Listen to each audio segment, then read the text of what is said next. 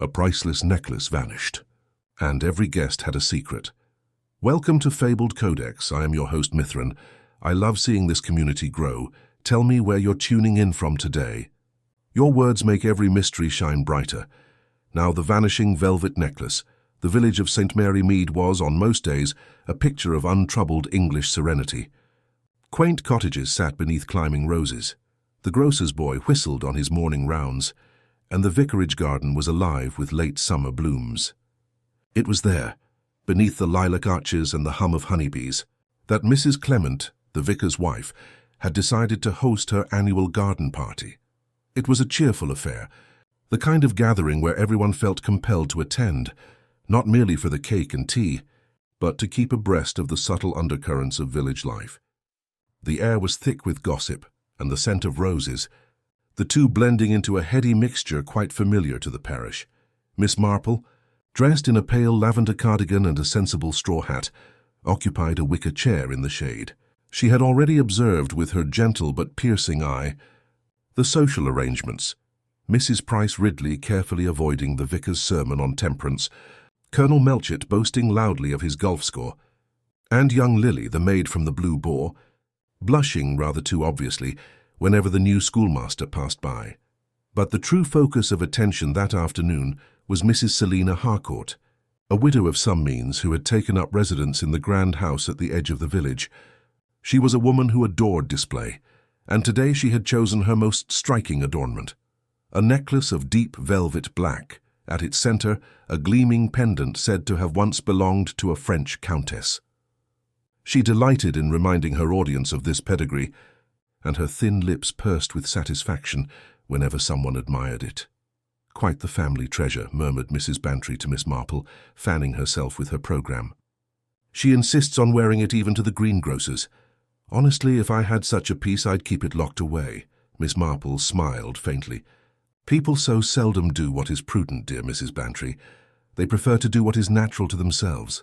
And Mrs. Harcourt," she added, her blue eyes narrowing just a fraction, "is nothing if not natural in her desire to be admired."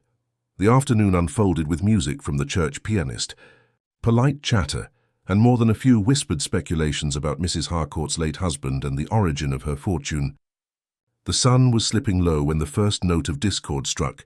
Mrs. Harcourt had risen to thank the vicar's wife for her hospitality. Her hand reaching for her teacup went suddenly still.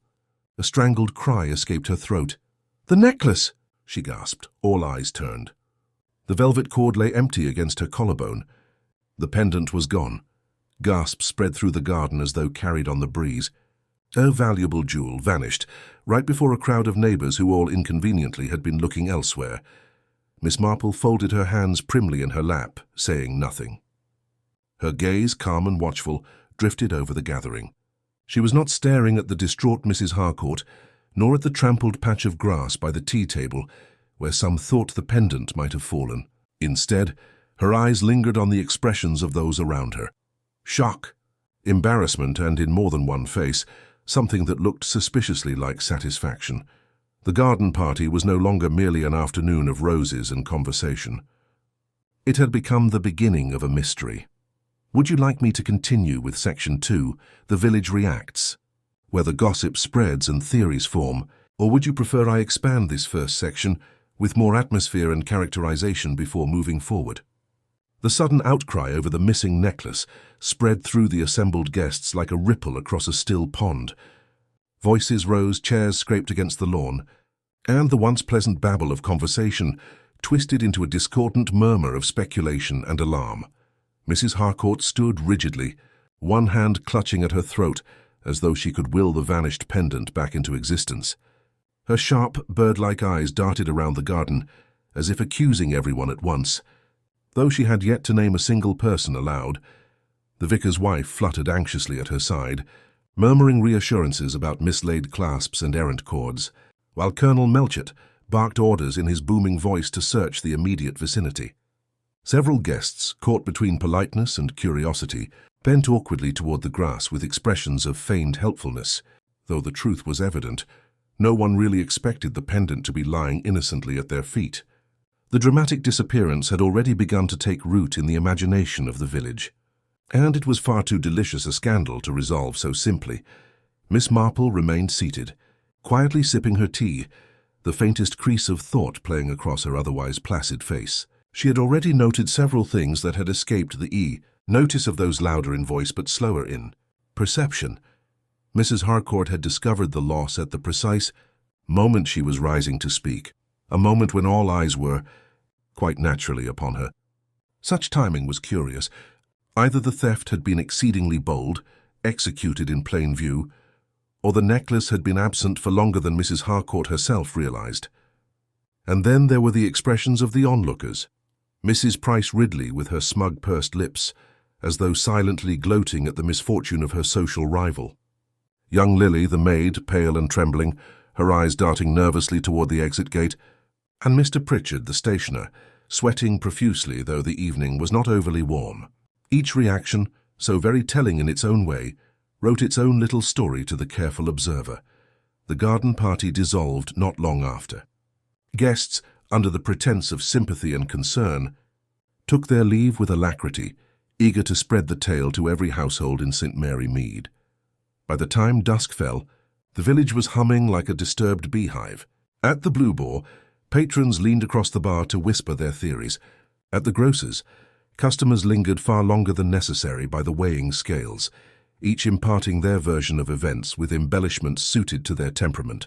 One claimed to have seen a stranger lurking by the vicarage hedge. Another swore Mrs. Harcourt's companion from town had the look of a swindler about him, while still another insisted the clasp on the necklace had been faulty for years. The story twisted and turned in the retelling, growing ever more dramatic as it travelled. In her modest cottage on the lane, Miss Marple set aside her knitting and listened patiently as her maid, young Mary, repeated the latest tidbit brought in from the butcher's wife. Mary's eyes shone with the excitement of it, though her tongue stumbled over the details, confused between what had actually been witnessed and what had been gleefully invented. Miss Marple, however, was not misled. She had long ago learned that truth hid itself in the smallest fragments, often tossed offhand in the middle of otherwise fanciful gossip. With a gentle "Thank you, Mary," she filed away the information in her sharp, orderly mind. By the next morning, the affair had taken on even graver proportions. Colonel Melchett, in his capacity as chief constable, had called in Inspector Slack to investigate. The inspector, a man brisk in manner and blunt in speech, wasted little time in forming his conclusions. "A common theft," he declared at once. "No doubt some village servant or petty opportunist, tempted by the sight of a valuable bauble dangling before them. We shall have it back within the week, mark my words." His confidence did little to ease the more delicate sensibilities of Mrs. Harcourt, who remained indignant and hysterical in equal measure. The inspector began his inquiries with those present at the party, interviewing each in turn with a brusque impatience that left most flustered. Mrs. Bantry, eager to be helpful, recounted her recollections in a torrent of words, frequently digressing into commentary on Mrs. Harcourt's taste in hats and Colonel Melchett's excessive consumption of seed cake. The colonel himself was insistent that a stranger must have slipped into the garden, though he could produce no evidence of such an intruder. Mrs. Price Ridley hinted darkly at the impecunious state of several villagers, clearly intending suspicion to fall upon them, rather than upon her own circle of acquaintances. When young Lily was summoned, she twisted her hands in her apron and stammered incoherently, her eyes wide with fright. Slack, exasperated, declared her nervousness tantamount to guilt, though Miss Marple, who happened to overhear the account later from Mrs. Bantry, thought otherwise.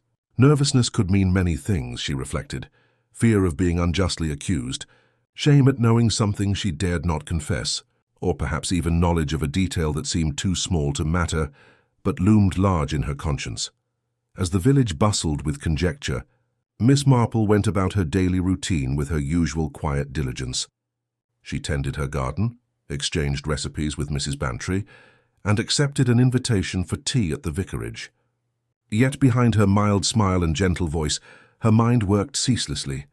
Already she was arranging the puzzle pieces: the vanity of Mrs. Harcourt, the quick temper of Inspector Slack, the eager whispers of villagers, and the tremor in young Lily's voice. She did not yet have the whole picture, but she knew with the certainty of long practice That human nature would reveal it in time. That afternoon, as she strolled past the post office, she encountered Mr. Pritchard locking up for his luncheon. He greeted her with forced joviality, beads of perspiration still clinging to his brow. She remarked politely upon the warm weather, though the air had turned decidedly cooler since morning. His evasive reply, coupled with a hasty retreat, pricked her attention. Later, pausing to watch the children playing near the green, she observed Mrs. Price Ridley in earnest conversation with Mrs. Clement, their heads bent close together. Whatever was being said caused Mrs. Clement's eyes to widen and her hand to flutter nervously at her throat. Miss Marple noted it all as naturally as breathing. By evening, the entire village was consumed by one question: who had taken the velvet necklace? To some, the answer was obvious: Lily, the maid who had opportunity and poverty as motive. To others, it was the stranger theory that held appeal, a shadowy figure slipping through the hedgerow while respectable eyes were turned. Yet Miss Marple, seated once more with her knitting in hand, was quietly convinced that the truth was not so simple. People seldom risk so bold a theft without reason woven deeply into their personal affairs. Motive, she mused, was rarely about the necklace itself. It was about pride, resentment, envy, or desperation, the hidden cracks in the polite facade of village life. She glanced toward the mantel, where her clock ticked steadily, and smiled faintly. The necklace had not simply vanished. It had been made to vanish, and in that distinction lay the path to discovery. All she needed was patience, observation, and a careful ear for the careless word. And in a village like St. Mary Mead, careless words were always waiting to be spoken. The morning after Inspector Slack's first round of inquiries dawned with a pale mist lying low over the hedgerows, softening the outlines of cottages and gardens, though nothing could soften the sharp edge of gossip that had by now settled into every corner of St. Mary Mead.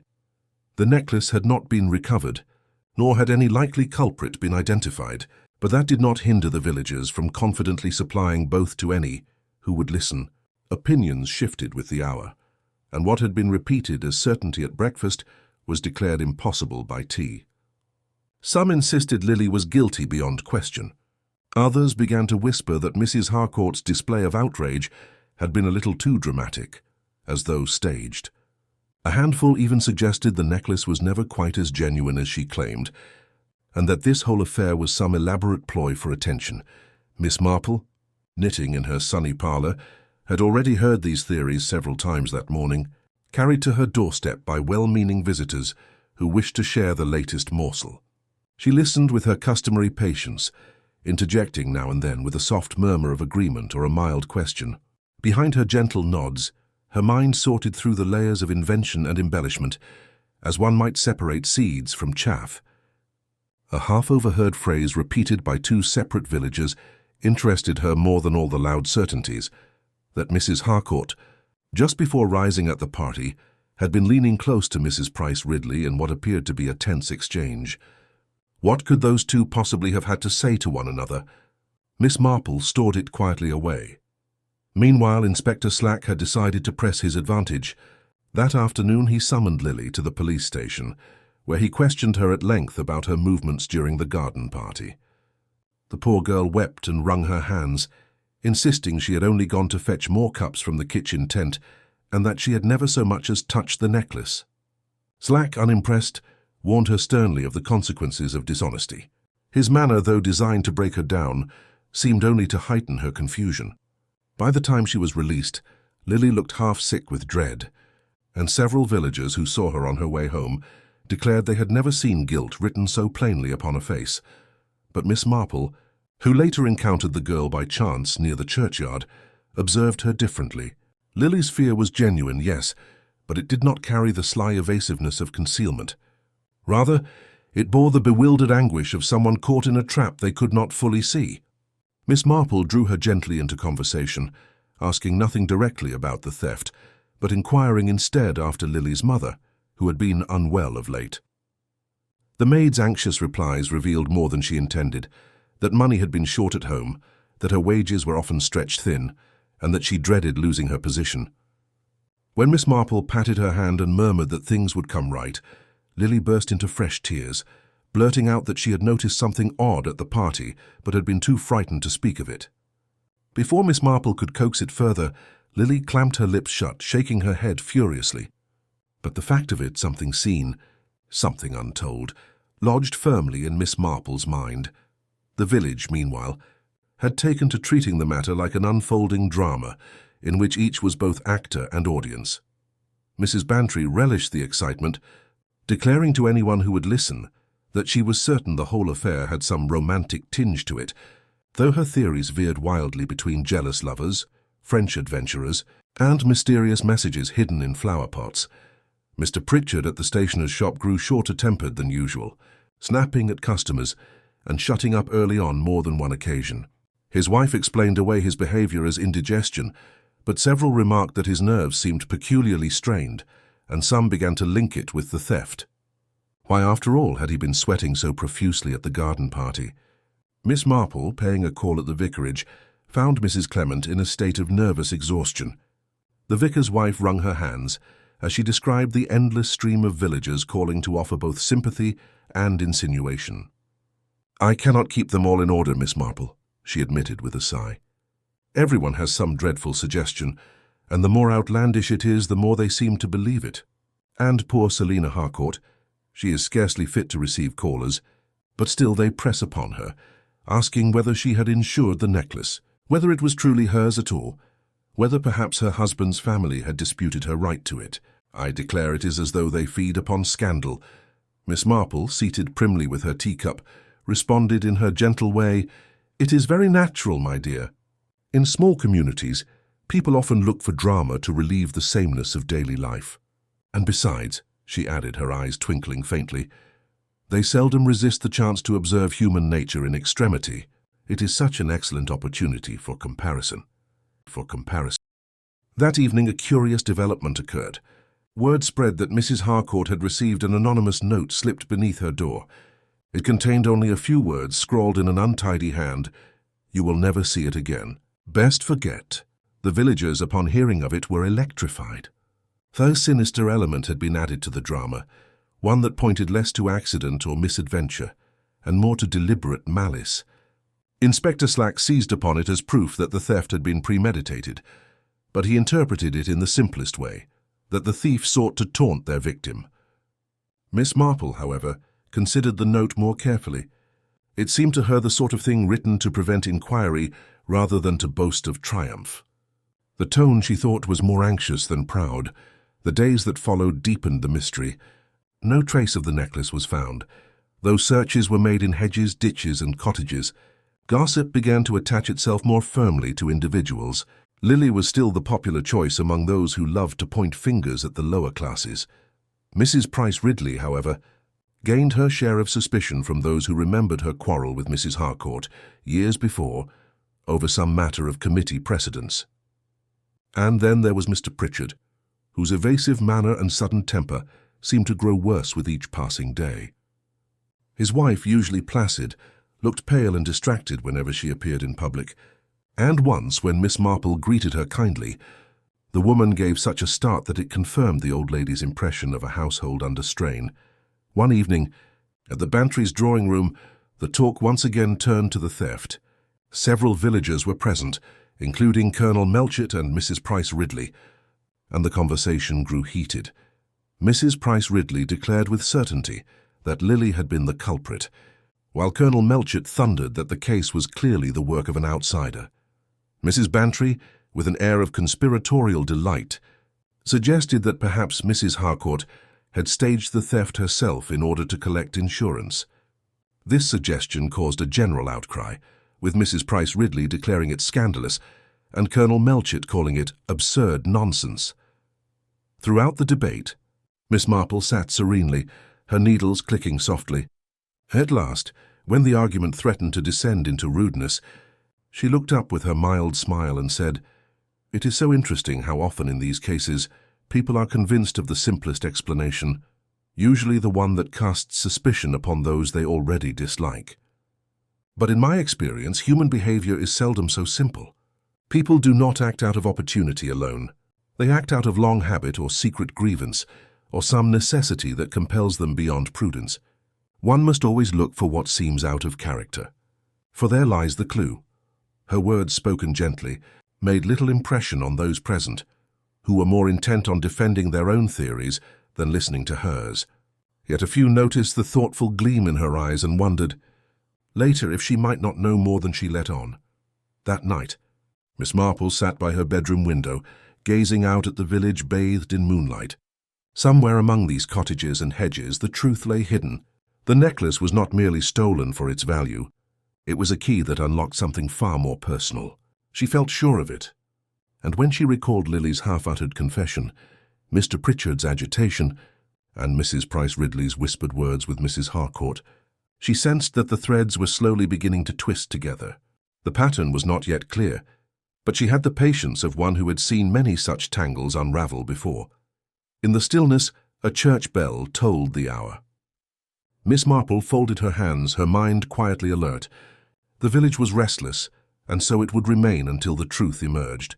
And the truth, she thought with calm certainty, would reveal itself soon enough, if one only listened with care. The following day began with a certain charged stillness, as though the village itself were waiting for some new development to break the stalemate that had settled since the anonymous note. The shops opened, the postman made his rounds, and the ordinary pattern of life continued. But every conversation, whether at the baker's counter or across a garden hedge, inevitably returned to the subject of the necklace. Theories grew more elaborate, suspicion more entrenched, yet no tangible progress had been made. Inspector Slack, now restless at the lack of results, pressed his inquiries with increasing brusqueness, but his certainty about Lily's guilt met with neither proof nor confession. The girl, terrified and bewildered, had withdrawn almost entirely, and her silence was taken by some as further evidence of wrongdoing. Miss Marple, however, was not content with silence. That afternoon she contrived to call upon Mrs. Harcourt, under the guise of offering sympathy and advice on coping with distress. Mrs. Harcourt received her in the drawing-room of her grand house, still wearing her air of imperious dignity, despite her obvious agitation. She recounted once again, with dramatic emphasis, the moment of the disappearance, lingering upon every detail of her distress and outrage.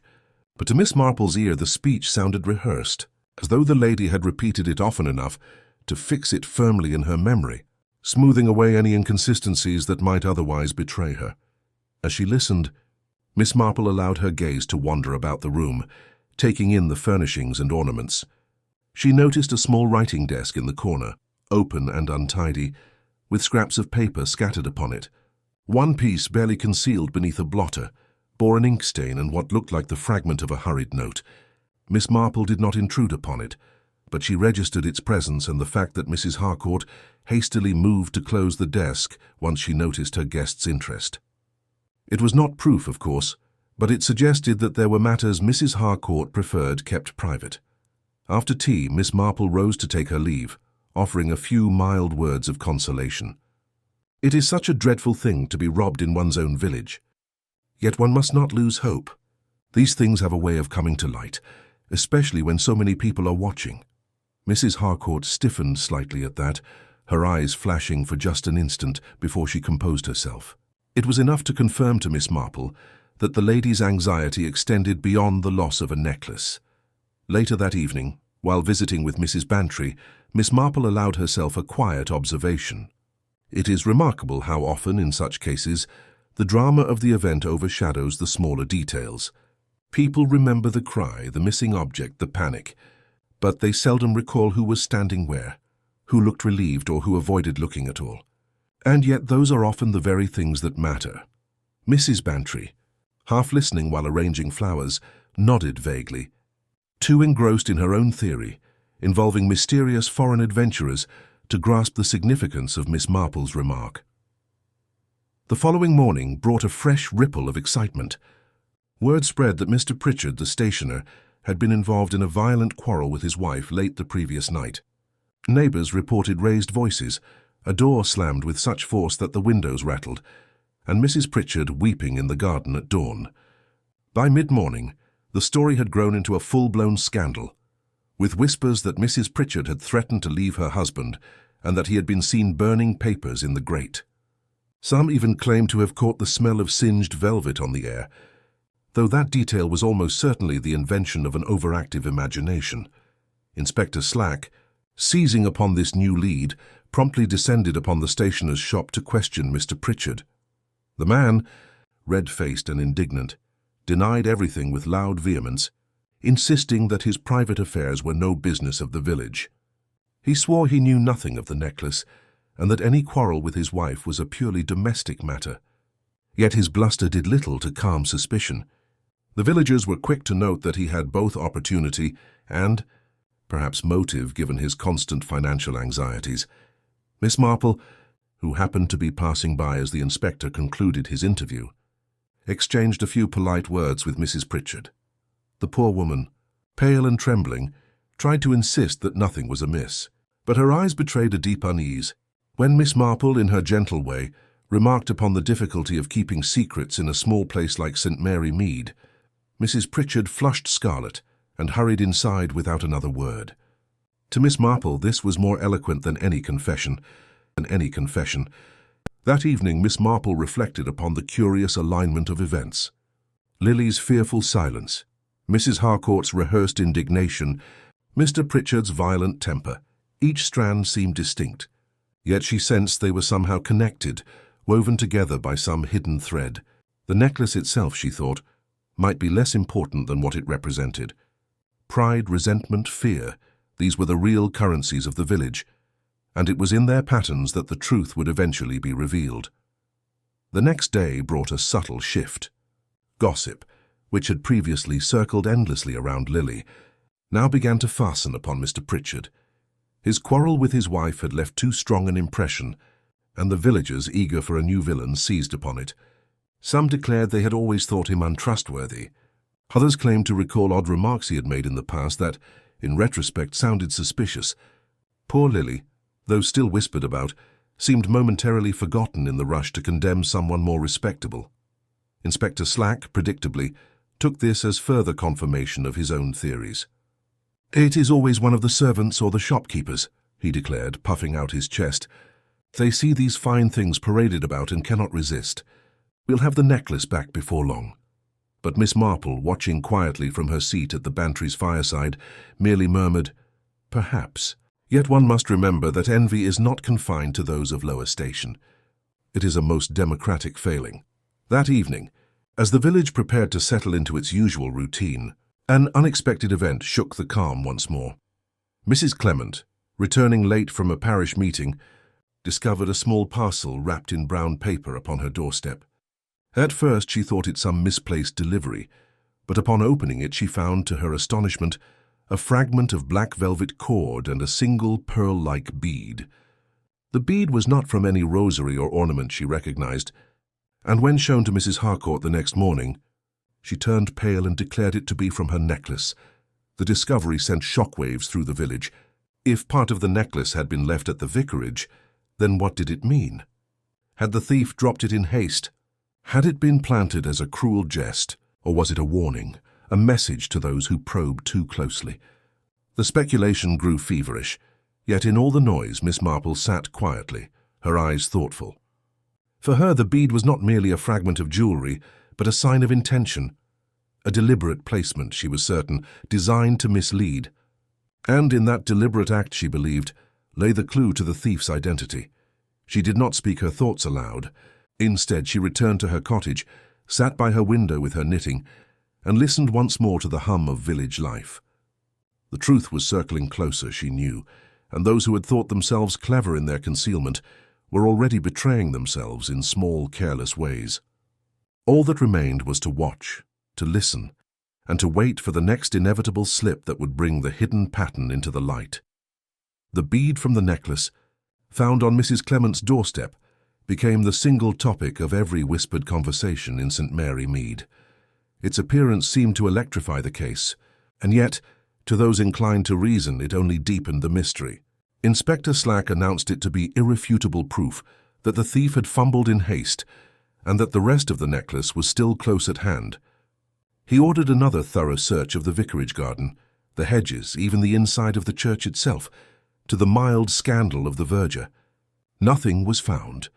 The bead remained an isolated clue, with no string attached, literal or otherwise, Miss Marple, for her part, reflected quietly upon the significance of where the bead had been left.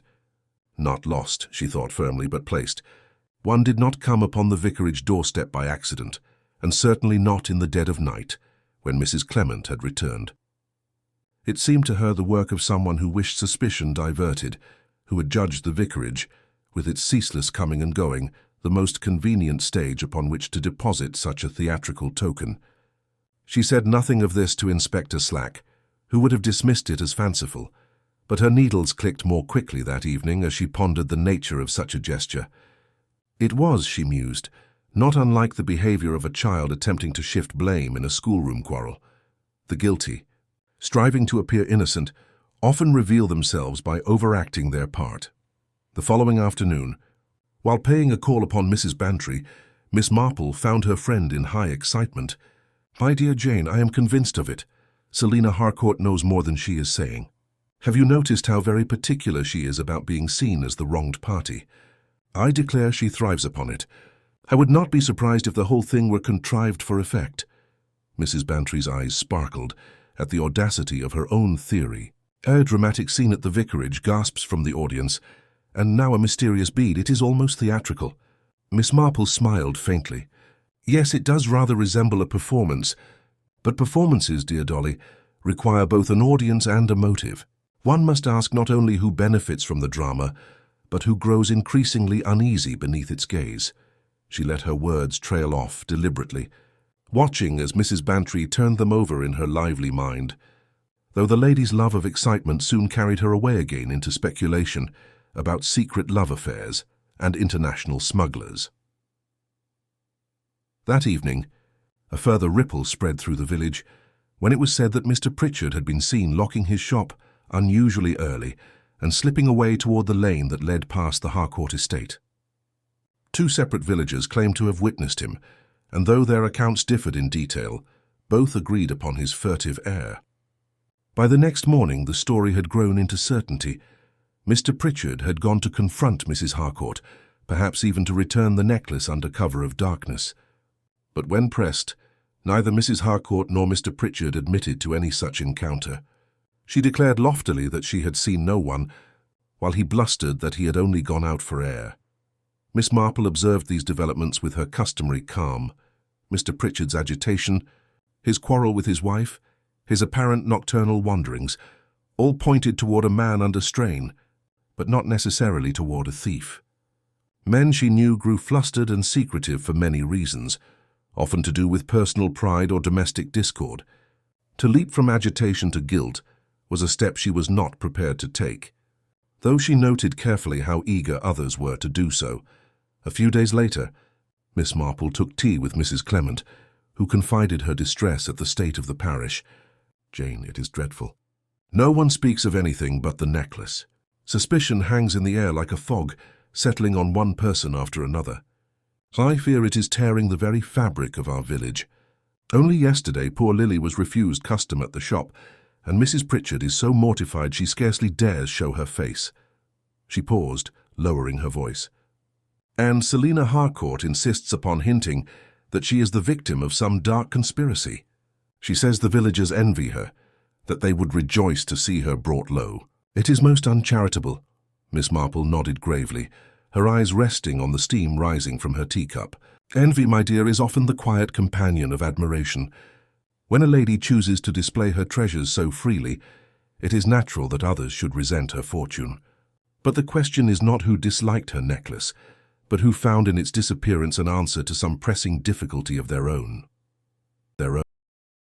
That very evening the question seemed to press forward of its own accord, for just as dusk was settling over St. Mary Mead, another note appeared, this time pushed beneath the door of the Blue Boar.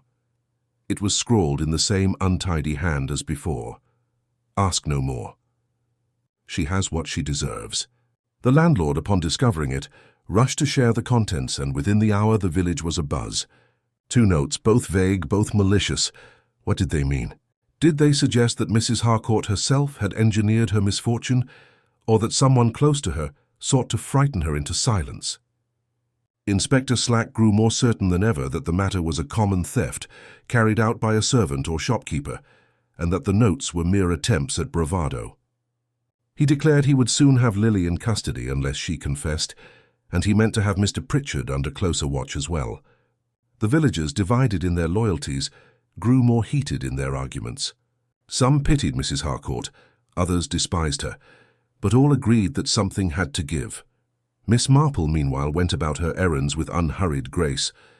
She bought her wool from the draper, exchanged recipes with Mrs. Bantry, and took her evening walks along the lane, all the while observing the shifting moods of her neighbours. It was during one such walk that she noticed a curious detail: a scrap of velvet snagged upon a hedge near the path to Mr. Pritchard's shop. It was small, hardly larger than a postage stamp, and might have come from any garment. But to Miss Marple's discerning eye, the weave bore a strong resemblance to the cord of Mrs. Harcourt's necklace. She tucked it gently into her handkerchief and said nothing, but the faint tightening of her lips suggested that some thought had begun to crystallize in her mind. The next morning, she paid a call upon Lily's mother, who was bedridden with illness. The cottage was neat but poor, its furnishings worn with age. Miss Marple, with her quiet sympathy, listened as the woman spoke of her daughter's troubles, how she feared Lily would lose her position and what little income she had. In the midst of this lament, Miss Marple asked, almost idly, whether Lily had seemed herself on the day of the garden party. The mother hesitated, then admitted that Lily had returned pale and tearful, saying only that she had seen something she wished she had not. Pressed gently, the woman would say no more, fearful of worsening her daughter's plight. But the admission confirmed what Miss Marple had already suspected. Lily held a piece of the puzzle she dared not reveal. By the time evening fell, Miss Marple had arranged her thoughts into something resembling order. The bead, the notes, the quarrel at the stationer's, the fragment of velvet, Lily's frightened silence, all were threads of a pattern that was slowly emerging. It was not yet complete, but she sensed its shape. She could see, if dimly, the outline of a motive that went beyond mere theft for profit, and as she sat by her window, watching the last light fade from the village rooftops, she knew the next step would come soon. Someone, she thought, would be driven to act again, whether to silence suspicion, to secure advantage, or to conceal a truth too dangerous to be spoken. And when that moment came, she intended to be ready. Her eyes open, her mind keen, and her needles clicking softly in the stillness of her parlour. The discovery of the velvet scrap weighed heavily on Miss Marple's thoughts, though she did not at once disclose it to anyone. She understood the delicate balance of village life. Once a piece of evidence was shared openly, it ceased to be evidence and became gossip, twisted and reshaped until its true value was lost. Better, she thought, to let it sit quietly in her knitting basket until it could be placed beside other fragments to form a clearer picture. The following day began with a commotion at the Blue Boar. The landlord, a man who relished being at the centre of news, declared loudly that he had received yet another note in the same untidy hand. This one, unlike the others, was longer. She has been warned. The velvet is gone. Let her keep her pride, for that is all she has left.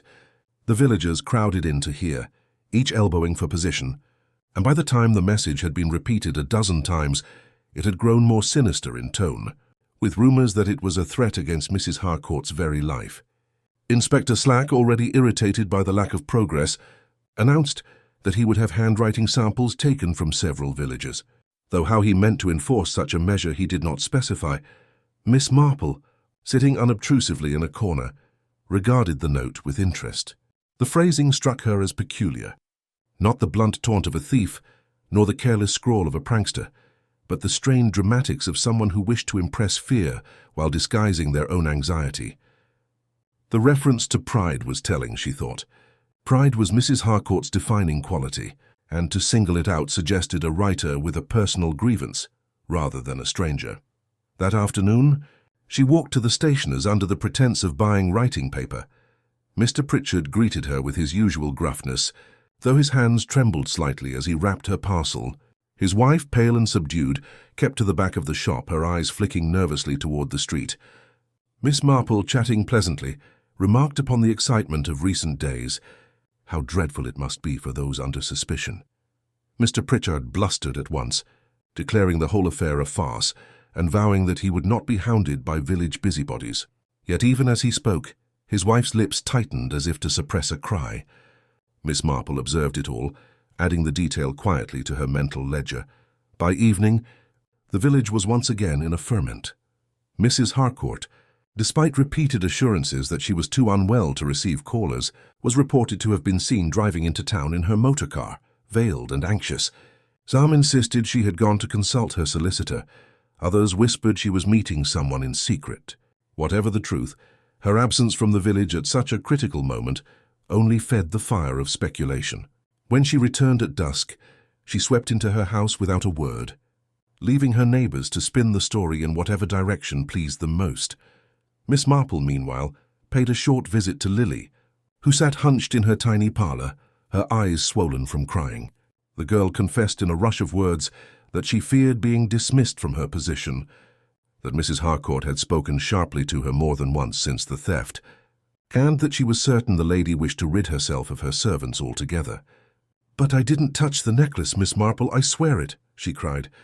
"I saw something I wasn't meant to see, and if I told it, it would only bring more trouble on my family." Her voice dropped to a whisper. It was by the tea table just before the scream. "I saw—" But then she broke off, biting her lip, shaking her head violently. No coaxing would persuade her to continue. Miss Marple soothed her gently, assuring her that silence, though painful, was sometimes a form of protection. Yet she filed the half-uttered confession carefully away, knowing that such reluctance often concealed the key to truth. The next day brought what many would later call the turning point. Mrs. Clement, in tidying the vicarage after a parish gathering, discovered in a drawer of the sideboard a folded sheet of paper. Thinking it some misplaced hymn list, she unfolded it, only to find a draft of a note in the same shaky handwriting as the ones left for Mrs. Harcourt in the Blue Boar. She ran at once to her husband, who in turn sent for Inspector Slack. The inspector, triumphant, declared the culprit must be among those who had attended the parish meeting, and demanded a list of names. The village reeled under the weight of new suspicions, for nearly everyone of standing had been present. Miss Marple was not so easily satisfied. That the note should be found in the vicarage, she reflected, was far too convenient, and the draft itself, with its smudged ink and overwrought phrasing, seemed deliberately contrived. People who wish to conceal themselves, she murmured to herself, often go to great lengths to appear clumsy. But true clumsiness has quite a different flavor. That evening she took a slow walk past the Harcourt estate, her mind sifting through the strands of the puzzle. Pride, resentment, fear, concealment, each played its part. She recalled Mrs. Harcourt's hasty movement to shut her writing desk, Mr. Pritchard's violent quarrel, Lily's unfinished confession, the velvet scrap on the hedge, the bead upon the vicarage doorstep, the notes full of anxious theatre. Slowly a pattern was taking shape, though its outline was still shadowed. As she paused by the gate, she noticed a curtain twitch in an upper window of the Harcourt house. Someone had been watching her. She turned and walked back toward her cottage, her expression serene. But her thoughts were sharp and clear, for she felt certain now that the necklace itself was no longer the heart of the matter. The true question was not where it had gone, but why. And in that why lay the heart of a human drama, far more tangled than mere theft. She settled by her fire with her knitting, her needles clicking softly as she thought. The time was drawing near when the truth would force its way into the open. The guilty, pressed by fear and pride, would make their fatal misstep. And when that moment came, she would be ready, quiet, watchful, and with the mild smile that so often disguised the keenest perception in St. Mary Mead. The discovery of the draft note in the vicarage drawer unsettled the village even more deeply than the bead or the scraps of gossip that had preceded it. For the first time, suspicion threatened to turn toward the very heart of respectability. The vicar and his wife, though universally trusted, found themselves whispered about in corners of the grocer's and the post office. Some claimed that Mrs. Clement, in her nervous way, had been less than forthcoming about the exact circumstances of the discovery, while others declared with relish that even a vicarage could not be immune from scandal. Inspector Slack, seizing upon the opportunity, strode about with renewed energy, proclaiming that the circle of guilt was narrowing. He spoke loudly of handwriting comparisons, of fingerprints left upon paper, and of conclusive evidence waiting only to be uncovered. Miss Marple, meanwhile, sat serenely in Mrs. Bantry's drawing-room, allowing the speculation to swirl about her while she knitted. Colonel Melchett declared that the case was all but solved. Mrs. Price Ridley hinted darkly that she had always considered certain people to be less pious than they appeared. Mrs. Bantry, thrilled by the drama, whispered that the notes must be a deliberate red herring, though her imagination supplied no less than 3 distinct culprits in the space of a single tea time. Miss Marple listened politely, her needles clicking in steady rhythm, but her mind turned upon quieter details. The draft note had been too conveniently placed, as though intended to be found, and the phrasing struck her once more as contrived. It was not the genuine outpouring of someone reckless with temper, but rather the calculated mimicry of such recklessness. That, she thought, was a distinction too subtle for Inspector Slack's blunt certainty. The following morning brought further agitation. Mrs. Harcourt, dressed in her customary finery, appeared at the vicarage unannounced, demanding to know whether she was expected to endure endless indignities upon her character. She spoke with great heat, accusing her neighbours of envy and treachery, insisting that she had been the victim not only of theft, but of a campaign to humiliate her. "It is not enough," she cried, "that my necklace was stolen before the eyes of the village. Now I am to be the object of every petty spite and every malicious whisper. Well, I shall not endure it." Her voice rang through the vicarage hall, drawing curious ears from the street outside. Miss Marple, who had happened to call upon Mrs. Clement at that very hour, regarded the outburst with mild interest. She noted the tremor in Mrs. Harcourt's hand as she adjusted her veil, the way her gaze darted toward the sideboard where the draft note had been found, and the manner in which she pressed her lips shut the moment Mrs. Clement attempted to soothe her. These were not the gestures of a woman merely indignant. They were signs of someone straining against a deeper, more private fear. When Mrs. Harcourt swept out at last, leaving the vicar's wife in tears, Miss Marple laid down her knitting with a small sigh. "It is curious," she remarked softly, "how often the most dramatic protests conceal rather than reveal. One cannot help noticing, dear Griselda, that the more strenuously a lady insists upon her innocence, the more one is inclined to wonder what weighs upon her conscience." Mrs. Clement, though startled by the remark, was too weary to dispute it, and Miss Marple said no more. That afternoon, the gossip took another sharp turn. Mr. Pritchard was reported to have received an unexpected visitor, a man from town, smartly dressed and of stern appearance, who remained with him in the stationer's shop for nearly an hour. Some said it was a solicitor, others a creditor, but all agreed that Pritchard had emerged from the interview looking more harassed than ever. His wife, when questioned by a neighbour, denied any knowledge of the visitor's business, though her eyes betrayed both fear and shame. The village seized upon it eagerly, convinced that Mr. Pritchard's troubles must somehow be bound to the theft. Miss Marple, strolling past the shop later that day, noticed something more subtle. The blinds in the parlour, usually left half open, had been drawn tightly shut. In a village where windows were eyes as much as walls were barriers, it was a small but significant sign of retreat. Those who wished to hide themselves often betrayed the very secrecy they hoped to preserve. As dusk fell, Lily passed Miss Marple's gate on her way home from errands. The girl's face was pale, her step hurried, but when Miss Marple called to her gently, she paused. For a moment she seemed about to speak, then shook her head violently. "No, I can't, Miss Marple. It would ruin us. I've said too much already." Tears sprang to her eyes, and before Miss Marple could comfort her, she fled down the lane. Watching her go, Miss Marple felt a pang of sympathy, but also the quiet certainty that Lily's knowledge, whatever it was, touched the heart of the matter. Fear silenced her, but fear itself was a clue.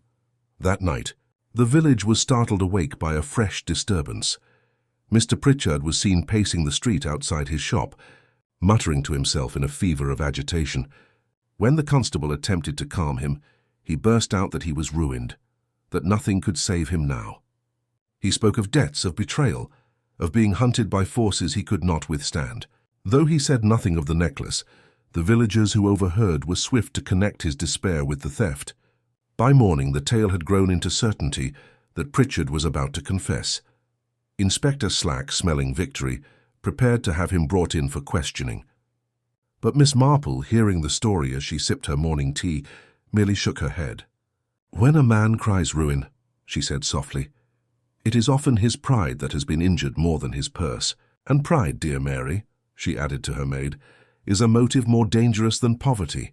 It can drive a person to folly and sometimes to crime. As she set her teacup down, her eyes lingered upon the scrap of velvet still tucked away in her basket. A pattern was taking shape now, its threads tightening. Pride and envy, concealment and fear, each was entwined about the vanished necklace. And Miss Marple, with the patience of one who had seen many such dramas before, knew that the next move would not come from the innocent, but from the guilty, driven at last to reveal themselves. All she need do was wait and watch and listen for that inevitable crack in the mask. It would come soon, and when it did, the quiet old lady with her knitting would be ready. The village awoke to a restless hush, the sort of silence that comes not from peace, but from expectation. The gossip of the previous night, that Mr. Pritchard had all but confessed his ruin in the street, still lingered on every tongue. Yet no confession had come, and Inspector Slack, with growing impatience, had resolved to march down to the station as that very morning to bring matters to a head. His heavy boots were heard clattering through the high street, his manner brusque and sure of itself. But Miss Marple, seated with her knitting at her window, watched the scene unfold with quiet eyes. She had no doubt that Slack's blundering questions would yield little but confusion, for men who shouted in public seldom revealed their secrets so readily under authority. True enough, when Slack emerged half an hour later, his face was set in lines of frustration. Pritchard, it seemed, had admitted to debts and to quarrels with his wife, but he had denied all knowledge of the necklace. He had shouted, wept, even threatened to close his shop forever, but not once had he strayed near an admission of theft. Slack, grim and unsatisfied, declared that he would have him watched closely. But to the villagers this only deepened the sense of suspense. They lingered outside the shop longer than necessary, whispering theories, while Mrs. Pritchard hurried past them with her veil pulled low, pale and silent as ever. It was later that same day, during an ordinary errand, that Miss Marple encountered Mrs. Price Ridley near the post office. The woman was in her element, brimming with disdainful certainty. "Mark my words, Miss Marple, it is Pritchard. He is a bad sort, always was. I have never trusted that man. And as for his poor wife, she has the look of one beaten down by shame. Oh, it will out, you may depend upon it." Her sharp eyes glittered with satisfaction, as though guilt were already proved. Miss Marple smiled gently, her tone mild. "Perhaps so, dear Mrs. Price Ridley. And yet one must be cautious. I have often found that the person most eagerly accused is very often innocent, while the true culprit escapes notice precisely because no one thinks to look at them too closely." Mrs. Price Ridley sniffed, unconvinced, but the remark was not lost upon her. That evening another disturbance broke the uneasy calm. A cry was heard from the Harcourt estate, and neighbours rushing to the scene found Mrs. Harcourt in a state of collapse upon her drawing-room floor. A window stood open, the curtains fluttering wildly, and upon the carpet lay the empty velvet cord of her necklace. No pendant, no clasp, only the dark ribbon that had once held the jewel in place. Mrs. Harcourt, pale and trembling, declared she had discovered it upon her writing desk when she returned to the room after a short absence. "They mean to torment me," she cried. "They have stolen my treasure, and now they taunt me with what remains." Her words were half hysteria, half indignation, and they carried through the house with a theatrical resonance. The villagers were aghast. If the thief could so brazenly invade Mrs. Harcourt's own home, what safety was left for anyone? Inspector Slack, summoned at once, proclaimed it proof that the culprit was growing reckless. He renewed his suspicions of Pritchard, insisting the man's desperation had driven him to further folly. But Miss Marple, who had observed the scene quietly from a chair near the hearth, found her attention drawn less to the velvet cord than to Mrs. Harcourt's reaction. For all her shrieks and lamentations, her eyes had darted, not toward the open window, as one might expect, but toward the writing desk, the very same she had closed so hastily upon Miss Marple's earlier visit. And when she spoke of torment, her voice carried less fear than fury, the fury of someone who found themselves cornered by circumstances beyond their control. The next morning, the village reeled from the incident, and gossip reached a fever pitch. Some swore the thief was sending messages through these returned fragments. Others whispered that the necklace itself had been destroyed. A few suggested that Mrs. Harcourt herself had placed the cord upon her desk, either to divert suspicion or to heighten her own drama. But whatever the theory, one thing was clear. The affair had taken a darker turn, and the sense of menace hung heavier over St. Mary Mead. Miss Marple took her customary walk along the lane that afternoon, reflecting upon the pattern as it unfolded. The bead upon the vicarage doorstep, the notes at the Blue Boar, the draft found in the sideboard, the scrap of velvet on the hedge, and now the cord itself returned. Each piece was not simply evidence but performance, placed deliberately to tell a story. And like all stories, it carried the hand of its author. The trick was not to ask where each piece had been found, but why it had been put there and by whom. As she passed the stationer's, she glimpsed Mrs. Pritchard through the window, her face pale and drawn. The woman looked up, caught Miss Marple's eye, and for an instant her expression seemed to plead. It was gone in a heartbeat, replaced by the mask of resignation, but it was enough. Miss Marple continued on, her lips pressed in thought. Mrs. Pritchard was burdened by knowledge, perhaps even by complicity, but whether by choice or by force was yet to be seen. That evening in her parlour, Miss Marple set down her knitting and allowed her mind to arrange the pieces once more. Pride, envy, desperation, concealment, each motive whispered through the tangled threads. She recalled Lily's faltering words, Mrs. Harcourt's furious protestations, Pritchard's midnight despair, and his wife's mute suffering. A picture was beginning to emerge, faint but unmistakable, like the outline of a tapestry seen through thin cloth. The necklace itself, she was more convinced than ever, was less the object of the crime than the instrument of it. It was a symbol, a weapon wielded in a battle of pride and fear.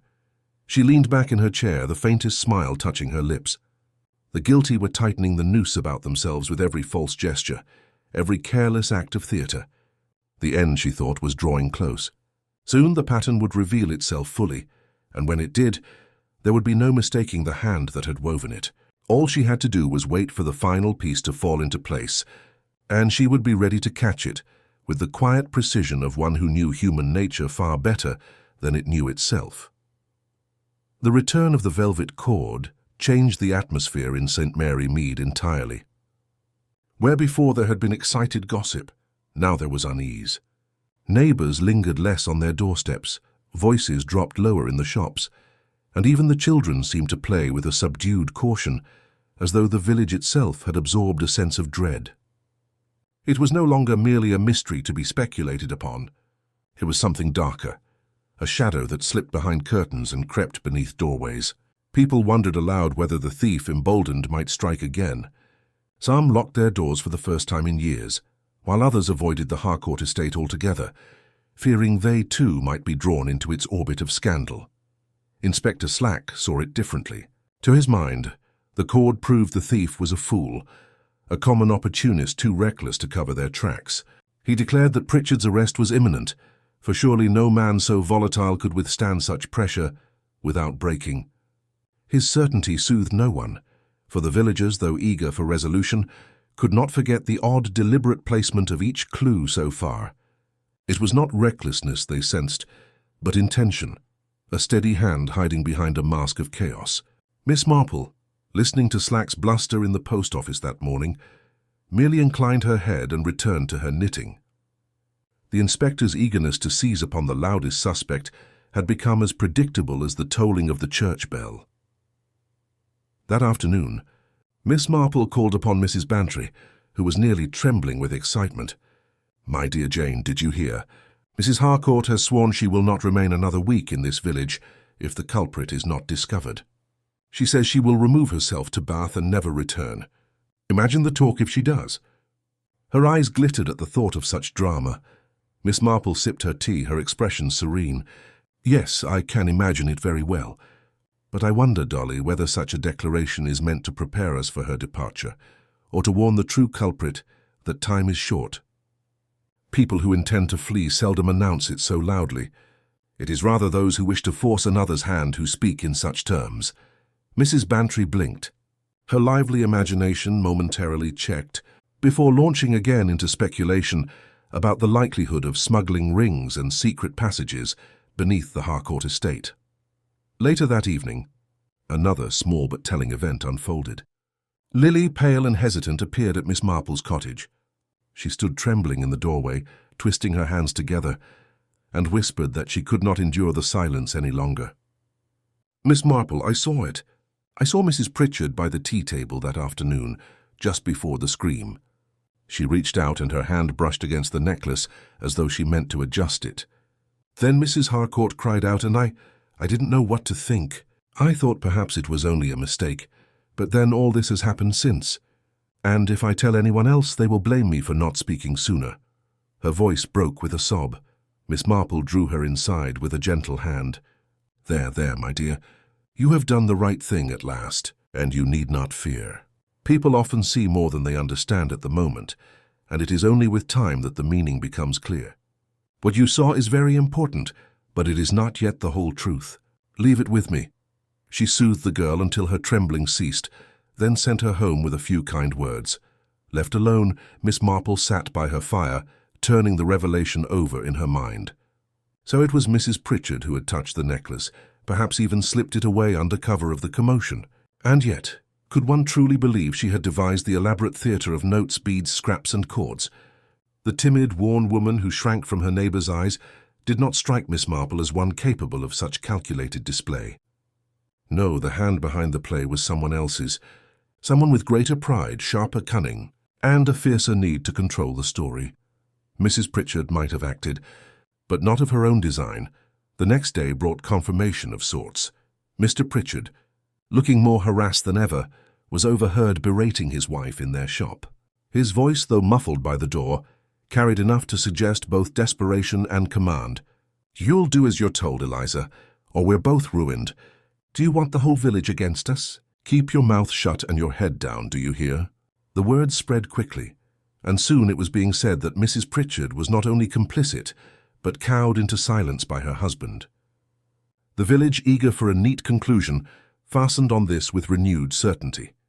But Miss Marple, strolling past with her knitting bag, caught a glimpse of Mrs. Pritchard's face through the shop window. It was not merely fear she saw there, but something like desperate pleading, as though the woman longed to be released from a burden she had not chosen to bear. That evening, Miss Marple visited the vicarage, where Mrs. Clement poured out her anxieties. "Oh, Miss Marple, the village is tearing itself apart. Poor Eliza Pritchard is shunned on every side, though she scarcely dares to lift her eyes, and yet Selina Harcourt grows more imperious each day. She has taken to speaking of herself as though she were a martyr, wronged by us all. I can hardly bear it. I can hardly bear it. Miss Marple, sipping her tea, replied gently, "It is in such times that human nature reveals itself most clearly. Pride, fear, envy, guilt, each plays its part upon the stage, and when people act, whether from bravado or despair, they often reveal more than they intend. One must simply watch for the slip." It was late when Miss Marple returned home, the village quiet beneath the stars. She sat by her window, her needles idle in her lap, and let her thoughts settle into order. Lily's confession, Mrs. Pritchard's silent suffering, Pritchard's bluster, Mrs. Harcourt's theatrical outbursts, each piece now aligned more clearly. She saw with the clarity of long habit that the necklace itself was less a treasure than a weapon, wielded in a contest of power and pride, and she felt with quiet certainty that the contest was nearing its climax. The guilty had pushed the game too far. Soon they would stumble, and when they did, Jane Marple, with her gentle smile and her shrewd understanding of human frailty, would be waiting to catch them in the truth they had so carefully tried to hide. The climax arrived in the quietest way, as things often did in St. Mary Mead. Miss Marple invited a small gathering to her parlour under the guise of tea. Mrs. Harcourt, imperious though visibly strained, Mr. and Mrs. Pritchard, the former defiant, the latter pale and trembling, Colonel Melchett and Inspector Slack, their expressions sceptical but curious, and Mrs. Bantry, delighted to be present at anything resembling a denouement. The kettle sang on the hob, the cups were laid neatly on the table, and Miss Marple's knitting rested on her lap, as if nothing at all were out of the ordinary. It was she who spoke first, her voice calm, almost conversational. "You see, it has all been a matter of human nature. People imagine theft to be a crime of opportunity, but in truth it is most often a crime of desperation or pride. And in this case, the necklace itself was not the object, it was the weapon. Her eyes, mild but unwavering, turned toward Mrs. Pritchard. The woman gave a start, her lips parting as though to protest, but Miss Marple continued gently. "Lily saw you by the tea-table, my dear. She saw your hand reach out to the necklace just before Mrs. Harcourt cried out. That much is quite true. But you were no thief at heart. You acted because you were told to, because you feared what might happen if you did not, and I think we all know who commanded you so." Her gaze shifted to Mr. Pritchard, who flushed crimson, his bluster rising at once. "Nonsense, you've no proof, no right." But Miss Marple raised a delicate hand. "On the contrary, there is proof, though not the kind that Inspector Slack seeks. Each fragment returned to the village. The bead, the notes, the scrap of velvet, the cord itself, was too deliberate, too theatrical to be the work of poor Mrs. Pritchard. They were the handiwork of someone who wished to direct suspicion elsewhere, who hoped to turn the village against his wife's silence and shield himself from discovery. It was you, Mr. Pritchard, who orchestrated the pantomime. You thought by planting evidence and writing crude notes you might paint yourself as harassed but innocent, your wife as timid and guilty. But human nature, you see, betrays itself. Your pride, your anger, your midnight ravings, they told their own story." Mr. Pritchard leapt to his feet, but Mrs. Pritchard, with sudden courage, spoke for the first time in a voice that shook but carried. "It's true. He made me take it, Miss Marple. He said we were ruined, that unless I did as he said, the debtors would tear us apart. I slipped it into my apron when Selina Harcourt rose to speak, but I never wanted any of it. He made me help with the notes too, though it near broke me. I couldn't bear the lies any longer." Tears spilled down her cheeks as the words rushed out, long held back by fear. There was a stunned silence. Mrs. Harcourt gave a strangled cry of outrage, Colonel Melchett swore under his breath, and Inspector Slack looked as though he had been struck by a bucket of cold water. He turned to Mr. Pritchard, who now sagged in his chair, his bravado crumbling. "It was her fault," he burst out, "always flaunting that necklace, parading it in front of us as if to mock me. I thought if it were gone I could sell it, pay the debts, silence the creditors, but she had to wail and shriek, and then it was too late. I had to make it look like someone else. Blast you all for fools, you would have believed it too if not for this meddling old woman." His voice cracked, bitter and broken. Miss Marple folded her hands serenely. "One sees such things often, Mr. Pritchard. Pride leads a man to destruction far more swiftly than hunger ever could. You mistook your cleverness for subtlety, but as I have observed many times, those who try too hard to appear innocent usually reveal themselves in the attempt." Inspector Slack, recovering his composure, seized Pritchard by the arm. "That will do. You'll answer for this at once." Mrs. Pritchard, pale but strangely relieved, sank back into her chair as though a great weight had been lifted from her shoulders. As the party broke up in a flurry of indignation and astonishment, Mrs. Bantry lingered, her eyes wide with delight. "My dear Jane, however did you piece it all together?" Miss Marple smiled faintly, her needles resuming their soft click. "Oh, it was not difficult, really. One need only watch and listen. People always show you what they are if you give them the chance." The scandal of the velvet necklace soon passed into village lore, a story retold with embellishments at every gathering. Mrs. Harcourt remained in St. Mary Mead after all, her pride too fierce to let her retreat. Mrs. Pritchard, though saddened, found a strange freedom in her husband's absence, her neighbours kinder now than they had ever been before. And as for Miss Marple, she continued her quiet life, tending her garden, taking her tea and knitting by the fire, ever patient, ever observant. For she knew that human nature, in all its frailties, would always provide her with mysteries enough to occupy her gentle but unerring mind.